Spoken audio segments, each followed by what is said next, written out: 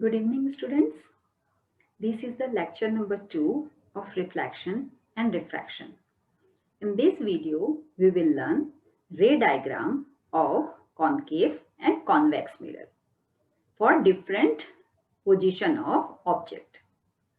So welcome to our channel. Let's go full में. तो चलिए नोटबुक पेन निकाल के रेडी हो जाइए एंड जो भी हम यहाँ कर रहे हैं try to write it, not write exactly right. ठीक है. सो इससे क्या होगा, आपकी प्रैक्टिस हो जाएगी इमीडिएटली. तो चलिए स्टार्ट करते हैं. So for the image formation what we need, first of all we need at least 2 rays. From the object there are infinite rays which comes out of it. ठीक है. So suppose I have one object. Take any mirror. First I'll take a mirror, concave mirror, and here I am keeping a object. So when light will come from the source, there are infinite light which is passing through the object. Correct? There are infinite lines. So we need only 2 rays. Only 2 rays are required to form the image. That's first point. Second point, it says those rays are chosen whose directions after reflection from the mirror are known. So suppose one ray is parallel, where it will go, another ray is falling at the pole. This is pole. So where it is, where the reflected ray will be, etc. So basically we have 4 kind of rays whose direction after reflection we know very well. ठीक है. तो चलिए those kind of rows के बारे में हम वो 4 rows के बारे, not rows, 4 rays के बारे में जानते हैं. ठीक है. So the first ray is whose path after reflection we know is here. A ray parallel to the principal axis. What is principal axis? जो सेंटर ऑफ कर्वेचर और पोल इन दोनों को ज्वाइन करने वाली लाइन होती है उसको हम बोलते हैं प्रिंसिपल एक्सिस. सो कोई भी रे अगर प्रिंसिपल एक्सिस के पैरेलल आती है, suppose here the blue colour ray, this one, ये प्रिंसिपल एक्सिस के देखिए पैरेलल है. Correct. So the ray which comes parallel to the principal axis after reflection it passes through the focus, that is first ray जिसका path हमें पता होता है. And in case of अगर कॉन्वेक्स मिरर देखें तो जो प्रिंसिपल एक्सिस की पैरेलल रे आएगी after reflection it will divert, और जब आप यहाँ टॉप से देखेंगे तो आपको वो लगेगा that rays is coming from the focus. ठीक है. So in case of concave mirror it passes through the focus, but in case of convex mirror it look like it is diverging from the focus, मतलब focus से emerge हो रही है ऐसा आपको लगेगा. ठीक है. It is emerging from the focus. तो कॉन्केव में एग्जैक्टली फोकस से पास होती है और कॉन्वेक्स में it look like emerging from the focus. तो ये फर्स्ट रे है. ठीक है. सेकेंड रे देखते हैं. सो सेकेंड रे इट सेज अगर कोई भी रे फोकस से आती है, मतलब while it's incidenting on the mirror, it is coming through the focus. देखिए incident ray itself is coming from the focus. So after reflection, it will become parallel to the principal axis. देखिए reflected ray arrow देखिए, ये principal axis के parallel है ना. So हमने क्या सीखा कि जो parallel आएगी principal axis से focus से पास होगी, और जो फोकस से आएगी वो प्रिंसिपल एक्सिस के पैरेलल हो जाएगी, वाइस वर्सा. ठीक है. और in case of convex mirror the ray which is coming towards the focus, towards focus तक तो पहुंचेगी नहीं but it is towards the focus, after reflection it will emerge as parallel to the principal axis. ठीक है. सो ये आपका not the first one, ये आपका सेकेंड रूल है. Okay, let me correct it. So this is your second rule. ठीक है. Now देखिए हमने क्या सीखा, ये समझ में आ गया. पैरेलल आएगी तो फोकस से पास होगी और फोकस से अगर आएगी तो पैरेलल हो जाएगी. As simple as that. अभी हम थर्ड वाला लॉ देख लेते हैं. The third ray whose path is known after reflection is a ray passing through the center of curvature, है ना, and falling on the mirror. तो यहां से अगर आप देखें तो एक रे सेंटर ऑफ कर्वेचर से पास होके इंसिडेंट रे का काम कर रही है. So after reflection what will happen? It will return to the same path. देखिए ग्रीन कलर से मैं दिखा रही हूँ. It will go back to the same path. ठीक है. So what written here? A ray passing through the center of curvature of a concave mirror or directed in the direction of the center of curvature in the convex mirror. Convex mirror में center of curvature की तरफ आने की कोशिश करेगी. Up to center of curvature तो नहीं पहुंच सकती because there is a opaque body that is mirror. So जो directed होगी towards center of curvature या coming towards the center of curvature, दोनों ही केस में ये वापस रिफ्लेक्ट बैक हो जाएगी फॉलोइंग द सेम पाथ. देखिए reflected back along the same path. And ऐसा क्यों होता है? Why the ray get reflected to the same path? देखते हैं. सपोज ये प्लेन मिरर पहले समझ लेते हैं, then will understand the spherical mirror.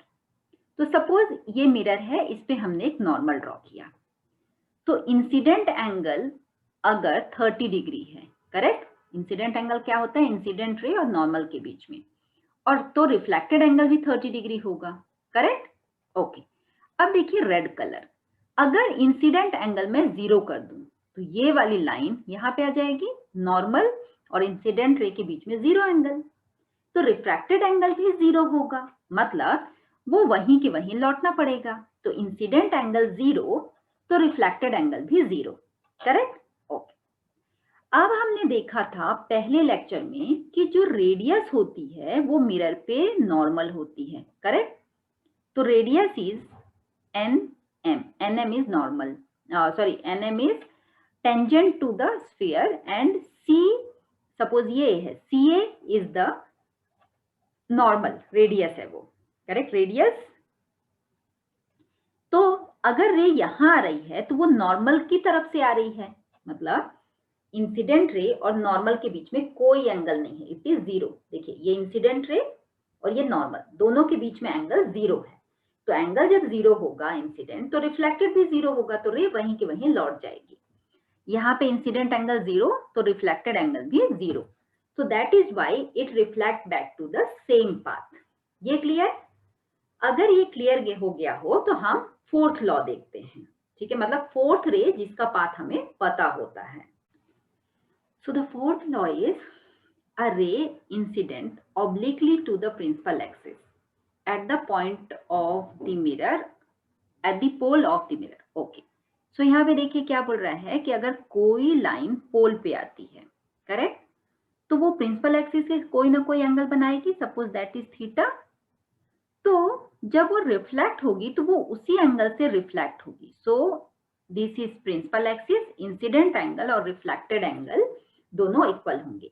यहाँ पे लिखा है कि अगर वो पोल पे आती है, कॉन्केव मिरर, कॉन्वेक्स मिरर के लिए, इज रिफ्लेक्टेड ऑब्लिकली. मतलब यहाँ लिखना चाहिए था, टेक्स्ट बुक में ये लैंग्वेज लिखी है, but the thing is it is reflected back obliquely with the same angle of reflection as the incident angle is. तो दोनों के लिए अगर वो ऑब्लिकली आ रही है तो इंसिडेंट एंगल और रिफ्लेक्टेड एंगल दोनों सेम टू सेम होना चाहिए. ठीक है. तो मैं एक बार चारों रे का एक समरी करवा देती हूँ आपको.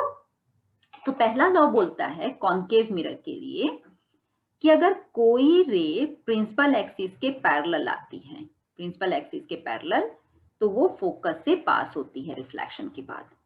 और कॉन्वेक्स मिरर की बात करें तो अगर कोई रे पैरेलल आएगी, so after reflection it look like it is emerging from the focus. ऐसा लगेगा कि वो फोकस से आ रही है. सेकेंड लॉ बोलता है कि अगर कोई रे फोकस से ही आ रही है, this is suppose focus, focus से इंसिडेंट हो रही है. जब वो इंसिडेंट हो रही है तो it is coming from the focus. Reflection के बाद वो पैरेलल हो जाती है to the principal axis.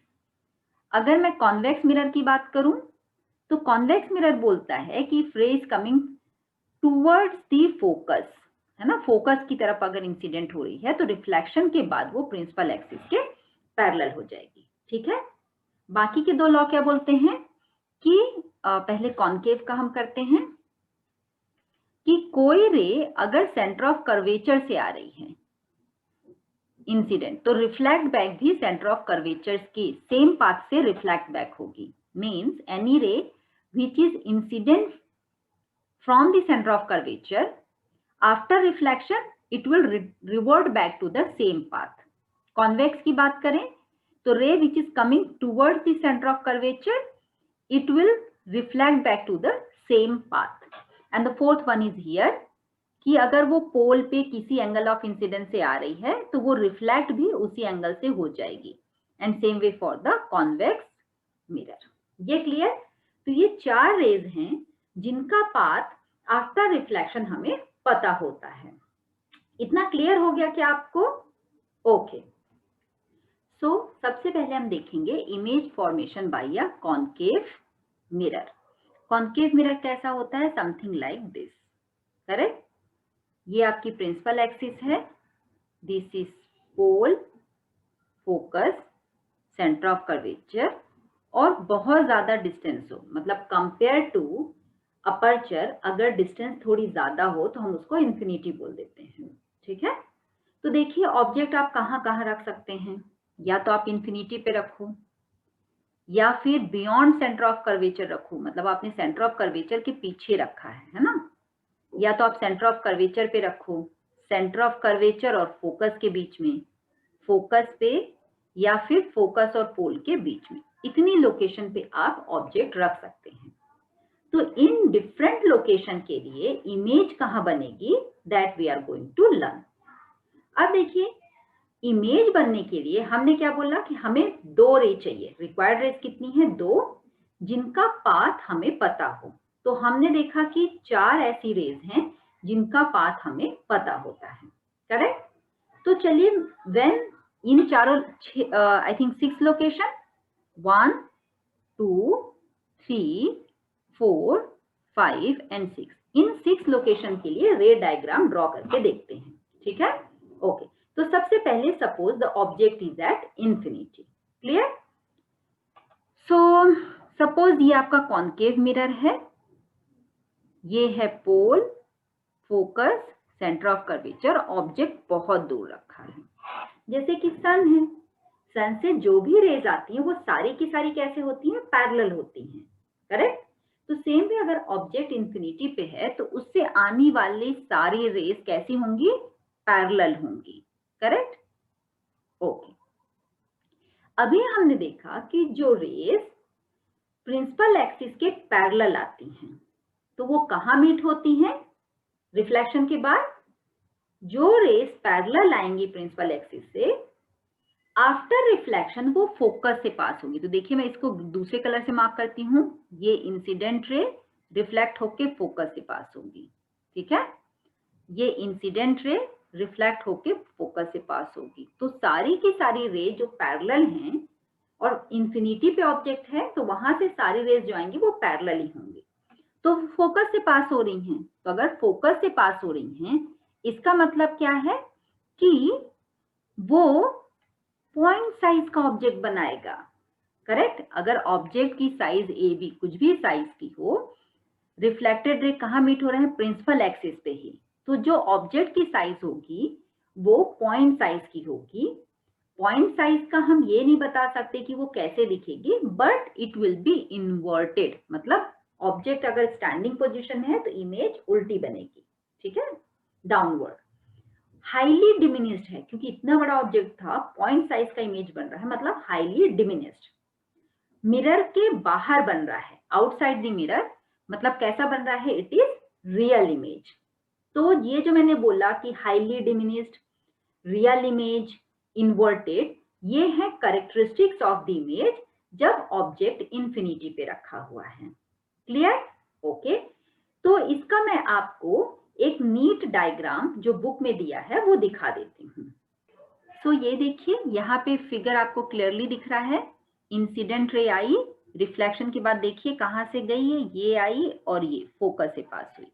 Same way दूसरी रे भी पैरेलल आई, प्रिंसिपल एक्सिस के, रिफ्लेक्शन के बाद ये पास हुई, तो it is meeting at the focus. Clear? तो अगर इंफिनिटी पे ऑब्जेक्ट है, इंफिनिटी पे ऑब्जेक्ट है, ऑब्जेक्ट तो इमेज कहाँ पे बन रही है? इमेज बन रही है फोकस पे। क्लियर? ओके। अब ये दूसरी पोजीशन देखिए। दूसरी पोजीशन क्या थी कि जब object beyond centre of curvature होगा। करेक्ट?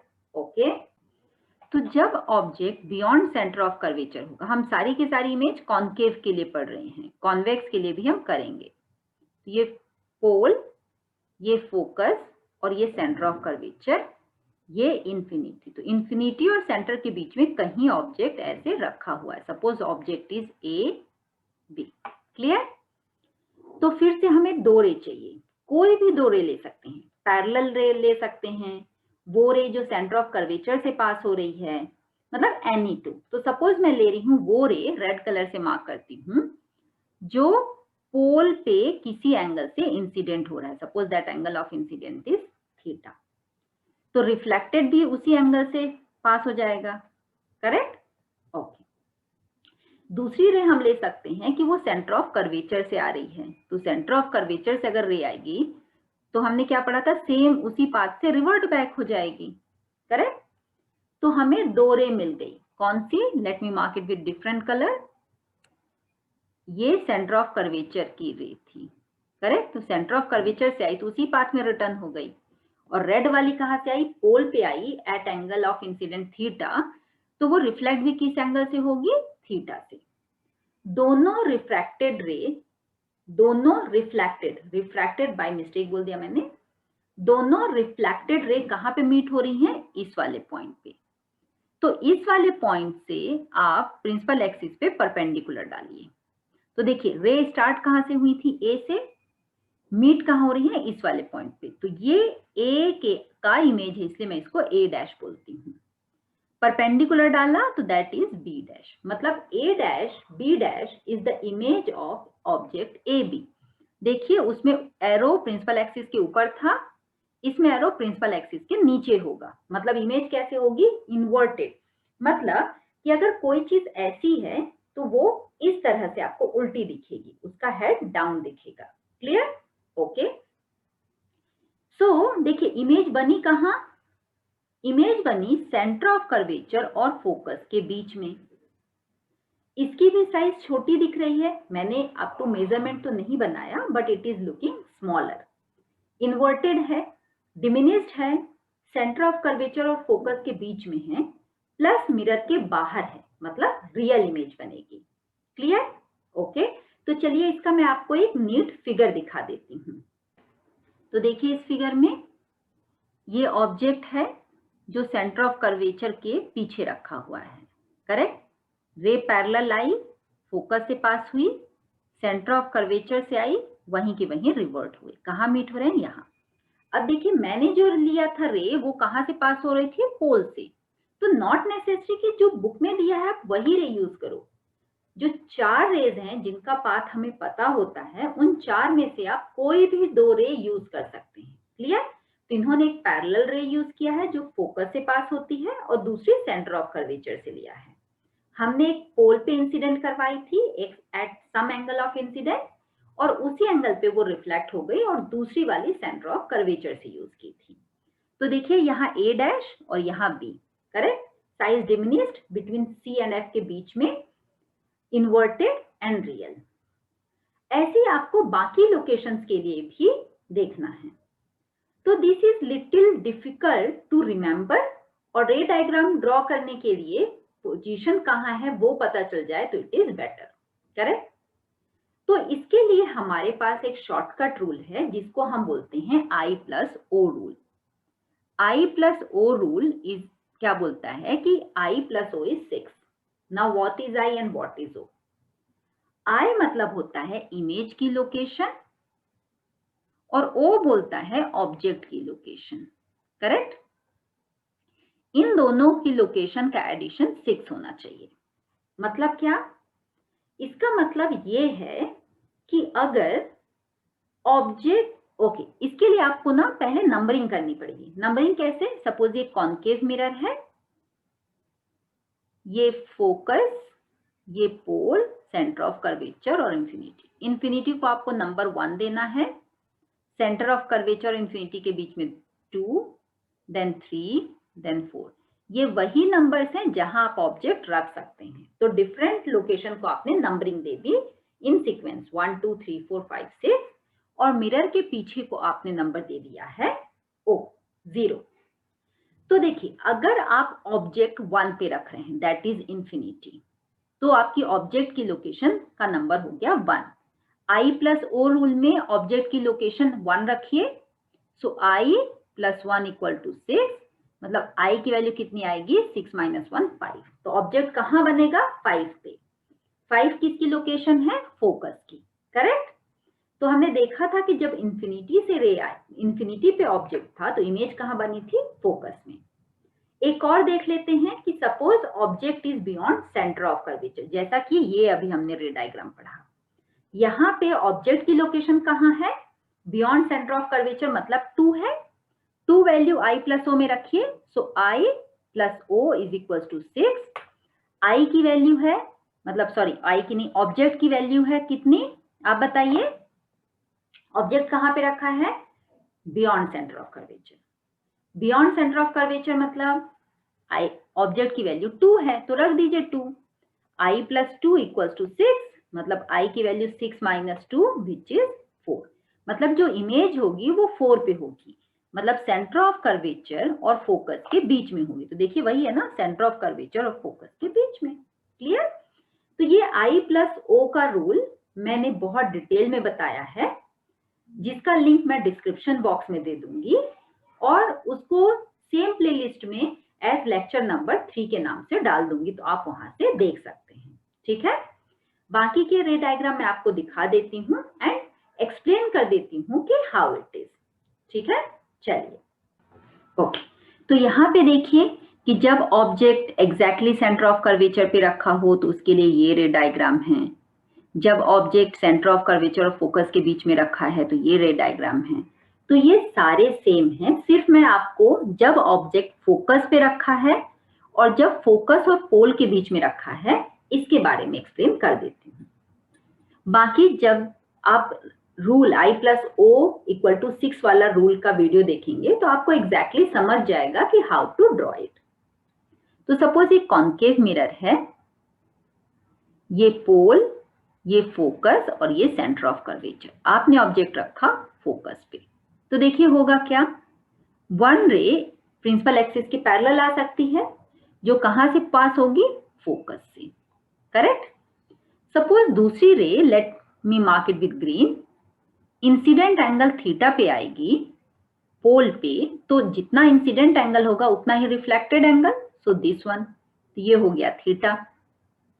अगर आप देखें तो ये दोनों रे रेड और ग्रीन ये दोनों पैरेलल हैं, जो एक दूसरे को कभी मीट ही नहीं करेंगे, ना तो यहाँ अहेड और ना ही यहाँ पीछे। तो जब दोनों रे मीट ही नहीं होंगी, इमेज बनने के लिए रे मीट होना चाहिए and they are not meeting. इसका मतलब क्या है कि वो एक दूसरे को इंटरसेक्ट नहीं करेंगी, और वो कहाँ इंटरसेक्ट करेंगी इंफिनिटी पे, मतलब ऑब्जेक्ट बहुत बड़ा होगा, हाईली इनलार्ज। तो देखिए यहाँ पे इमेज कहाँ दिया हुआ है एट इंफिनिटी, एंड इसकी प्रॉपर्टी क्या होगी रियल, मतलब मिरर के पीछे, diminished not diminished, inverted and highly enlarge. ठीक है। एक प्रॉपर्टी ये है कि जब ऑब्जेक्ट सेंटर ऑफ कर्वेचर पे रखा होता है तो उसकी इमेज सेम साइज की होती है। अगर सेंटर ऑफ कर्वेचर से अवे फ्रॉम द मिरर रखा है, मिरर इस तरफ है और सेंटर ऑफ कर्वेचर के अवे रखा है, तो साइज डिमिनिश होती है। सेंटर ऑफ कर्वेचर पे जितना ऑब्जेक्ट का साइज होता है वही इमेज की साइज होती है, और अगर सेंटर ऑफ कर्वेचर से टुवर्ड्स आप मिरर रखेंगे तो साइज इंक्रीज हो जाने लग जाती है, मतलब मैग्नीफाई हो जाती है। Clear. So this was when the image is kept at when the object is kept at focus। Next देखिए जब ऑब्जेक्ट उसके भी पहले रखा हो, मतलब ये मिरर, ये आपका पोल, ये सेंटर ऑफ कर्वेचर और ये फोकस। सपोज आपका जो ऑब्जेक्ट है, उल्टा लिख दिया मैंने, sorry, this is focus, this is centre of curvature. Object focus और पोल के बीच में रखा है, तो क्या होगा, रे पैरेलल आई, फोकस से पास हुई, इंसिडेंट आई जिस एंगल से आएगी उसी से रिफ्लेक्ट हो गई, तो अगर आप ये दोनों रे देखें तो ये पीछे मीट नहीं होगी, मतलब अहेड मीट नहीं होगी। If you will extend these two तो ये मिरर के पीछे मीट हो रही हैं, करेक्ट। और ऑब्जेक्ट अगर ए बी है तो ए से रे कहां मीट हो रही है, यहां पे, तो दिस इज ए डैश और ये बी डैश। इमेज मिरर के पीछे मतलब वर्चुअल बनेगी। देखिए ऑब्जेक्ट ऐसा स्टैंडिंग है तो इमेज भी ऐसा ही है, मतलब इमेज जो होगी वो इरेक्ट होगी, वर्चुअल हमने बता दिया, इनलार्ज होगी, साइज में बड़ी होगी, ठीक है। सो क्या क्या प्रॉपर्टी है, बिहाइंड द मिरर बनेगी, इनलार्ज बनेगी, इरेक्टेड बनेगी एंड वर्चुअल। क्लियर। तो अगर इस फिगर में देखें तो ये देखिए फोकस और पोल के बीच में रखा है और ये पीछे ए डैश बी डैश पे आपका इमेज बन रहा है। क्लियर। तो एक बार वो वीडियो जो मैं एज अ लेक्चर नंबर 3 इस सेम प्लेलिस्ट में डाल दूंगी, इसको आप एक बार जरूर देख लीजिए, ठीक है। ओके,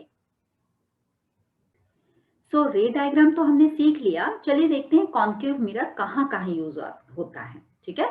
सो एग्जाम में रे डायग्राम ड्रॉ करने के साथ ही उसके दो यूज लिखने के लिए आते हैं। तो देखिए सबसे पहला, concave mirror are commonly used in torch search light. Search light मतलब वो ऐसे जो माइनिंग वाले हेड पे लाइट पहनने होते हैं, वहां पे एक बल्ब होता है, तो उसमें आप कॉन्केव मिरर यूज करते हैं।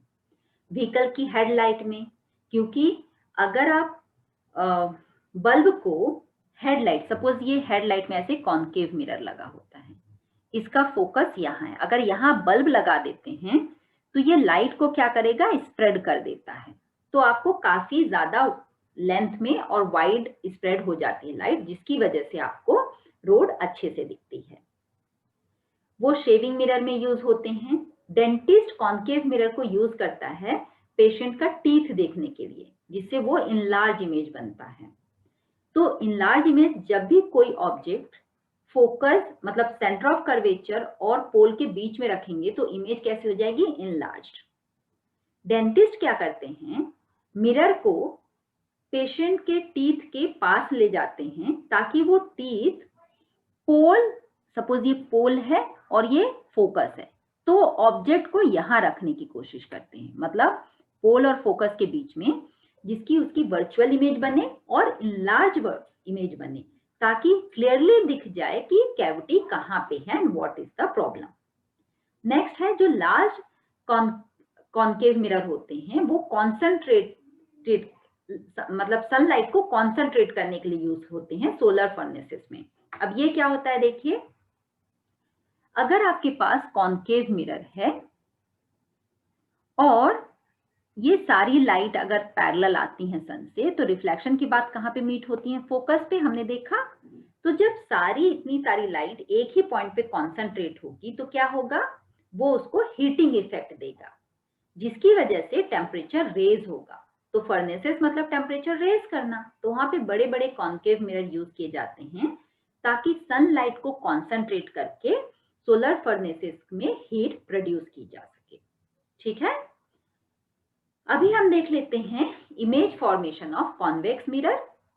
उसके पहले मैं एक आपको टेबल दिखा देती हूँ कि जो कॉन्केव मिरर इमेज बनाते हैं वो एग्जैक्टली कैसा होता है, कहाँ पे लोकेशन होता है। एनीवेज I+O रूल से तो आपको पता चल जाएगा, but just see the table once. So यहाँ पे आप देख सकते हैं position of object, position of image, size of image, nature of image. तो अगर आप इंफिनिटी पे रखेंगे तो इमेज आपको फोकस पे मिलेगी, highly diminished, point size, real and inverted. Same way बाकी का मैंने ये दोनों तो समझा दिए हैं, बियॉन्ड वाला भी समझा दिया है, ये दो दिखा देती हूँ। अगर आपने ऑब्जेक्ट सेंटर ऑफ कर्वेचर पे रखा तो इमेज भी सेंटर ऑफ कर्वेचर पे बनती है एंड सेम साइज की बनती है, रियल एंड इन्वर्टेड। रियल मतलब मिरर के बाहर, इन्वर्टेड मतलब अगर हेड ऊपर है तो इमेज में हेड नीचे दिखना शुरू हो जाएगा। अगर आपने बिटवीन सेंटर ऑफ कर्वेचर और फोकस रखा तो आपको beyond centre of curvature image मिलेगी, इनलार्ज मिलेगी, रियल एंड इन्वर्टेड। तो ये एक समरी टेबल है रे डायग्राम का, मतलब इमेज फॉर्मेशन का, ठीक है। तो चलिए अभी हम कॉन्वेक्स मिरर का थोड़ा सा देख लेते हैं। सो कॉन्वेक्स मिरर के लिए इमेज फॉर्मेशन की सिर्फ दो लोकेशन होती है, एक इंफिनिटी पे अगर आपने ऑब्जेक्ट रखा, और दूसरा इंफिनिटी के अलावा आपने कहीं और लोकेशन पे रखा। तो देखिए क्या होगा, अगर आपने इंफिनिटी पे ऑब्जेक्ट रखा तो लाइंस क्या आएंगी, पैरेलल। रिफ्लेक्शन के बाद ऐसा लगेगा कि वो फोकस से आ रही हैं, करेक्ट। तो वो किसी पॉइंट पे मीट ही नहीं होंगी, लेकिन जब आप पीछे एक्सटेंड करेंगे तो it will look like they are coming from the focus. तो जो इमेज होगा वो वर्चुअल होगा। वर्चुअल क्यों? क्योंकि मिरर के पीछे बन रहा है। देखिए ये मिरर और उसके पीछे। उसके अलावा आप कहीं अगर ऑब्जेक्ट रखते हैं तो सपोज ये रे पैरेलल गई, डाइवर्ट हो गई, ऐसा लगेगा फोकस से आ रही है। एक दूसरी रे सेंटर ऑफ कर्वेचर की तरफ गई और वहीं से रिफ्लेक्ट बैक हो गई, क्योंकि जो रे सेंटर ऑफ कर्वेचर से पास होते हैं वो वहीं के वहीं रिफ्लेक्ट बैक हो जाते हैं। तो ये दोनों कहाँ मीट हो रहे हैं, इस पॉइंट पे बी पे दिख रहा है। तो A dash B dash is the image. एक मिनट इसको क्लियर करती हूँ तो आपको थोड़ा अच्छे से दिखेगा। ये देखिए ए डैश बी डैश, तो इमेज जो है वो इरेक्ट है, मतलब स्टैंडिंग पोजीशन पे है, डिमिनिश्ड है और वर्चुअल है, बिहाइंड द मिरर, और पोल और फोकस के बीच में बनेगा। तो अगर ऑब्जेक्ट इंफिनिटी पे है तो फोकस पे, उसके अलावा आप ऑब्जेक्ट कहीं भी रखो वो पोल और फोकस के बीच में ही बनेगा, डिमिनिश साइज का, इरेक्ट, वर्चुअल, ठीक है। और ये पोल फोकस के बीच में ही बनेगा, ठीक है। तो यहाँ पे उसकी समरी दी है, अगर आपने इंफिनिटी पे रखा तो फोकस पे बनेगा, highly diminish point size, virtual and erect. And between infinity और पोल आप कहीं भी रखो वो बिटवीन पी एंड एफ बनेगा, डिमिनिश बनेगा, virtual and erect.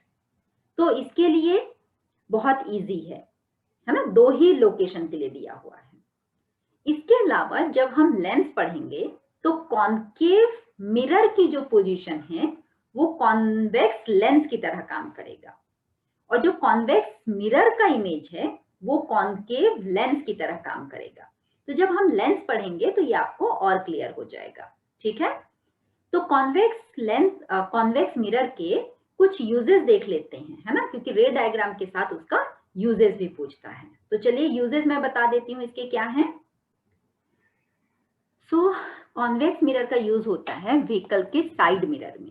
Side mirror में लगाने से क्या होता है, रियर व्यू आपको दिखता है, मतलब पीछे ट्रक आ रहा है जैसा भी, क्योंकि कॉन्वेक्स मिरर हमेशा डिमिनिश्ड इमेज बनाता है। देखिए कॉन्वेक्स मिरर क्या करेगा, I am sorry, convex mirror हमेशा डिमिनिश्ड बनाएगा। तो उससे क्या होगा कि पीछे का वाइडर एरिया आप छोटे से मिरर में देख सकते हैं।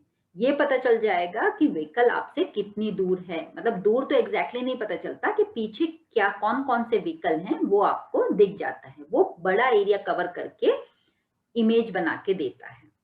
दूसरा रोड्स में, ड्राइववेज में आप कॉन्वेक्स मिरर लगाते हैं। कैसे, सपोज यहाँ पे एक बिल्डिंग है, एक रोड यहाँ है और एक रोड यहाँ है, तो यहाँ से कोई व्हीकल आ रहा है, ये दूसरे आदमी को नहीं दिखेगा, उसके लिए यहाँ पे एक कॉन्वेक्स मिरर लगा दिया जाता है।